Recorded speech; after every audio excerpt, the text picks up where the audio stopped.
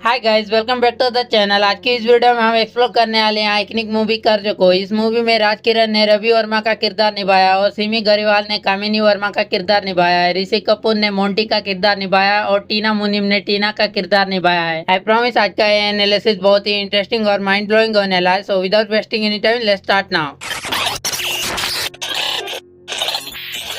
Movie एक court के जरिए स्टार्ट होता है। कोर्ट में रवि वर्मा अपने पिताजी शांता प्रसाद वर्मा की डेथ के बाद उनकी प्रॉपर्टी पर अपना हक पाने के लिए केस लड़ रहा होता है। दरअसल शांता प्रसाद वर्मा की डेथ के बाद उनकी प्रॉपर्टी पर सरजुडा की नजर होती है। सरजुडा रवि के पिता की प्रॉपर्टी को हड़पने के लिए हुए रहता है, इसलिए रवि को अपने हक की प्रॉपर्टी के लिए कोर्ट का सहारा लेना पड़ता है। रवि कोर्ट में सरजुडा के खिलाफ अपने लीगल बैटल लड़ रहा होता है ताकि अपने पिता की प्रॉपर्टी पर अपना लेजिटिमेट राइट हासिल कर सके। रवि को लेकिन बिल्कुल अंदाजा नहीं होता कि ये कोर्ट केस रवि की जिंदगी में आने वाले एक बहुत बड़े बेट्रियल और डेंजरस कॉन्स्पिरेसी की सिर्फ शुरुआत है। थोड़ी देर बाद रवि केस जीत जाता है क्योंकि रवि अपने पिता शांता प्रसाद वर्मा की प्रॉपर्टी पर अपना लेजिटिमेट राइट साबित कर देता है। रवि कोर्ट से केस जीतकर अपनी गर्लफ्रेंड कामिनी से मिलता है। रवि अपनी गर्लफ्रेंड कामिनी से मिलने पर रवि कामिनी के गले लगता है क्योंकि रवि कोर्ट के केस जीतने पर बहुत खुश होता है। कामिनी भी अपने बॉयफ्रेंड रवि से कोर्ट के केस जीतने पर बहुत खुश होती है। कुछ देर बाद सरजुडा अपने केस के हैंडल करने वाले लॉयर को सरजुडा अपने गन से फायर कर लॉयर को मार देता है क्योंकि लॉयर सरजुडा के केस को हार जाता है। उस वक्त कामिनी और कामिनी का भाई चरणजीत वहाँ मौजूद होते हैं। तभी सरजुडा उन्हें पैसे वाले बनने का एक मौका देता है, लेकिन इसके लिए एक कंडीशन होता है। कामिनी को रवि से शादी कर रवि को खत्म करके रवि के सभी प्रॉपर्टी के डॉक्यूमेंट सरजुडा के हवाले करने होंगे। कामिनी पैसे के लालच से सरजुडा के काम करने के लिए मान जाती है। कुछ वक्त बाद कामिनी रवि वर्मा से शादी कर लेती है। कामिनी रवि से शादी करने के कुछ दिन बाद कामिनी रवि के साथ जीप में रवि के घर जा रही होती है। कामिनी जीप में रवि के साथ रवि के घर जाते वक्त बीच रास्ते पर जीप से टक्कर देकर रवि की जिंदगी खत्म कर देती है। रवि अपनी वाइफ कामिनी के साथ अपने घर जाने से पहले रवि अपनी माँ और अपनी बहन से शादी और घर आने के बारे में रवि अपनी माँ और अपनी बहन को बता दिए रहता है। रवि के शादी और घर आने के बाद से रवि की माँ और रवि की बहन बहुत खुश होते हैं, लेकिन रवि के घर आने के बजाय रवि का लाश घर पहुंच जाता है, जिस कारण रवि की माँ और रवि की बहन बहुत रोने लगते हैं। रवि की मौत रवि की माँ की पूरी दुनिया उजाड़ देती है। रवि की माँ अपने बेटे को खोने पर भगवान से रो रो कर रवि को वापस लौटाने की मांग करती है। शायद इसी फरियादा का असर होता है क्योंकि रवि किसी और जगह किसी और रूप में मोंटी के नाम से जन्म लेता है। समय बहुत बीत चुका होता है। मोंटी बड़ा हो जाए रहता है। मोंटी एक सिंगर होता है। एक दिन मोंटी अपने सिंगिंग का शो कर रहा होता है। शो में मोंटी के बहुत से फैन आए रहते हैं। तब मोंटी एक गाना परफॉर्म करता है, पैसा है पैसा, पैसा है कैसा। थोड़ी देर बाद मोंटी का गाना खत्म हो जाता है। गाने के साथ मोंटी का शो भी खत्म हो जाता है। शो खत्म होने पर मोंटी के फैंस मोंटी से ऑटोग्राफ्स लेने लगते हैं। तभी मोंटी का मुलाकात अपने एक पुराने फ्रेंड दयाल से होता है। दयाल मोंटी एक दूसरे से मिलने पर कुछ बातें करते हैं। फिर मोंटी दयाल को अपने घर लेकर जाता है। कुछ देर बाद मोंटी और दयाल एक जगह खाना खा रहे होते हैं। तभी मोंटी सैड मूड में दयाल से अपने दिल की बात अपनी माँ की कमी के बारे में कहने लगता है क्योंकि मोंटी अनाथ होता है। दयाल मोंटी के मूड को किसी तरह ठीक कर दयाल मोंटी से एक पार्टी में आने के लिए रिक्वेस्ट करता है। फिर मोंटी दयाल के रिक्वेस्ट करने पर पार्टी में जाने के लिए मान जाता है। कुछ वक्त बाद मोंटी पार्टी में पहुंच जाता है। उस वक्त पार्टी स्टार्ट नहीं हुए रहता। उस जगह वहां पर एक पियानो होता है। मोंटी अपना टाइम पास करने के लिए पियानो के पास जाकर पियानो बजाने लगता है। तभी मोंटी और टीना नाम की एक लड़की की एक दूसरे से मुलाकात होती है। मोंटी अपना नजर टीना पर ही लगाए रहता है। टीना टेबल साफ कर रही होती है। टीना मोंटी के नजर को देख खड़ी हो जाती है और वहां से जाने लगती है। मोंटी टीना को देखकर खुश हो जाता है क्योंकि टीना मोंटी को अच्छी लगती है। टीना वहां से जाने के बाद दरवाजे के पास खड़ी होकर मोंटी की ओर देखने लगती है क्योंकि टीना को मोंटी के पियानो बजाने का तरीका अच्छा लगता है। कुछ देर बाद मोंटी टीना को देखने लगता है क्योंकि टीना मोंटी को पसंद आने लगती है। मोंटी टीना से बात करने के बहाने टीना को बुलाता है और टीना से एक गिलास पानी लाने के लिए कहता है। टीना मोंटी को इग्नोर करके वहां से चली जाती है। कुछ देर बाद मोंटी फिर टीना से बात करने की कोशिश कर रहा होता है। टीना लेकिन फिर से मोंटी को इग्नोर कर देती है। कुछ समय बाद पार्टी स्टार्ट हो जाता है। पार्टी में बहुत से लोग आए रहते हैं। पार्टी में आए लोग मोंटी को देखकर मोंटी से बार बार गाना गाने के लिए कह रहे होते हैं। मोंटी गाना नहीं गा रहा होता क्योंकि मोंटी अपने एग्रीमेंट के मुताबिक गाना ना गाने के लिए मजबूर होता है। लोगों के बार बार रिक्वेस्ट करने के कारण मोंटी वहाँ के सभी लोगों को एक साथ सुनाने लगता है। तभी मोंटी की नजर टीना पर पड़ती है। मोंटी टीना को देख होश खोकर एक गाना गाने लगता है, दर्द ए दिल दर्द ए जिगर। थोड़ी देर बाद मोंटी गाना गाना खत्म कर देता है। गाने के बाद मोंटी टीना को ढूंढ रहा होता है क्योंकि मोंटी को टीना नजर नहीं आ रही होती। दरअसल टीना घूमने के लिए आई रहती है। टीना के घर जाने का टाइम हो रहा होता है, इसी वजह से टीना वहाँ से जा चुकी होती है। मोंटी को टीना के वहाँ से जाने के बारे में पता नहीं होता, इसलिए मोंटी अपने फ्रेंड दयाल से टीना के बारे में पता लगाने के लिए कहता है। दयाल मोंटी से किचन से आई और किचन में ही गई, मतलब इसका मेन्यू कार्ड किचन में ही मिलेगा कहकर दयाल टीना का पता लगाने के लिए किचन की ओर जाने लगता है। थोड़ी देर बाद दयाल टीना के बारे में पता कर अपने फ्रेंड मोंटी को टीना के बारे में बताता है कि टीना ऊटी से अपने स्कूल के टूर के साथ बम्बई देखने आई थी। दयाल मोंटी से ये भी कहता है कि यहाँ का बावर्ची टीना को बम्बई की भड़कीली पार्टी दिखाने के लिए 2-4 घंटे के लिए यहाँ ले आया। अब वो आज रात के 10:30 बजे की गाड़ी से जा रही है। जा क्या रही है, अब तक तो निकल भी गई होगी। मोंटी को दयाल टीना का ख्वाब बोलने के लिए कहता है। मोंटी टीना के वहाँ से चले जाने के बारे में जानकर हैरान हो जाता है, क्योंकि मोंटी को टीना पसंद आए रहती है और टीना अचानक वहाँ से गायब हो जाती है। एक दिन मोंटी हमेशा की तरह सिंगिंग का शो कर रहा होता है, तब मोंटी एक गाना गाता है, ओम शांति ओम। थोड़ी देर बाद मोंटी ओम शांति ओम गाना खत्म कर देता है। ओम शांति ओम गाना खत्म करने के बाद मोंटी एक और गाना गाने के लिए गिटार बजा रहा होता है। उस गिटार धुन से मोंटी को अपने पिछले जन्म के बारे में याद आने लगता है। मोंटी उन ख्यालों से कुछ भी समझ नहीं पा रहा होता है, क्योंकि मोंटी को वे ख्याल कभी नहीं आए रहते हैं। मोंटी को वे ख्याल अजीब लगने लगते हैं। अजीब ख्याल के कारण मोंटी को चक्कर आने लगता है। चक्कर आने पर मोंटी गिरकर बेहोश हो जाता है। कुछ वक्त बाद हॉस्पिटल में मोंटी का इलाज होने पर मोंटी को होश आ जाता है। डॉक्टर्स मोंटी के उस अजीब ख्याल के बारे में जानने के लिए मोंटी से दोबारा उस ख्याल का याद दिलाने की कोशिश करवाने लगते हैं। मोंटी उस ख्याल को याद करने की बहुत कोशिश करता है, लेकिन कुछ भी याद नहीं आता है। फिर डॉक्टर मोंटी से उस हादसे के बारे में पूछते हैं कि तो फिर तुम्हारे दिमाग में ये तस्वीरें कैसे और कब उठी। मोंटी डॉक्टर से कल रात जब मैं गिटार के आई नोट बजा रहा था कहता है। मोंटी के बातों को सुन डॉक्टर मोंटी को गिटार दिलवाकर फिर से वही धुन बजाने के लिए कहते हैं। फिर मोंटी डॉक्टर के कहे अनुसार वही गिटार धुन बजाने लगता है जो अजीब ख्यालों का ख्वाब दिखाया रहता है। धीरे धीरे मोंटी को उस गिटार धुन से वही ख्याल आने लगता है, जिसके कारण मोंटी चक्कर खाकर गिर जाए रहता है। पूरे ख्याल के बाद मोंटी डॉक्टर को अपना पूरा अंदाज बताता है, जो गिटार के धुन को सुनने से पता चलता है। डॉक्टर मोंटी के बातों को सुन डॉक्टर मोंटी से रेस्ट करने के लिए और जब तक डॉक्टर किसी नतीजे तक ना पहुंचे उस धुन को बजाने के लिए मना कर कहीं आराम करने और समय बिताने के लिए हिल स्टेशन जाने को कहते हैं। एक दिन टीना अपने फ्रेंड को मोंटी का दर्द दिल दर्द